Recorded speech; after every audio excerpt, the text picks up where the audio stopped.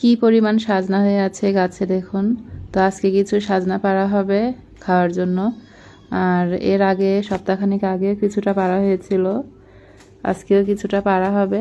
তো এই যে মামাকে ডেকে এনে গাছে তুলে দেওয়া হলো। আমাদের যেহেতু বাসায় গাছে ওঠার মতো তেমন কেউ নেই, তাই একে ওকে ডেকে এনে তারপরে সাজনা পাড়াতে হয়। আর আমরা কিন্তু কখনো সাজনা বিক্রি করি না, সব এই আমরা এই বাসার মানুষই খাই আর গ্রামের মানুষ খাই। এই গ্রামে যত মানুষ আছে আশপাশে প্রতিবেশী সবাইকেই দেওয়া হয়। সাজনা পাড়তে দেখলেই সাজনা নেওয়ার জন্য, আর সবাইকেই দেওয়া হয়, খালি হাতে কাউকে ফেরানো হয় না। তো এই যে এখন আমরা নিজেরা কিছুটা খাওয়ার জন্য গাছে তুলেছি।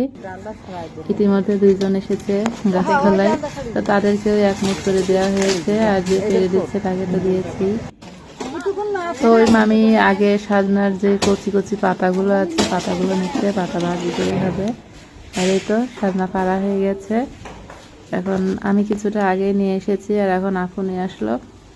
আর এখানে যতগুলো সাজনা দেখছেন এর চাইতে বেশি সাজনা গাছতলায় যে পেরেছে তাকে দিয়েছে, আর 2 জন এসে দাঁড়িয়েছিল তাদেরকে দিয়েছে।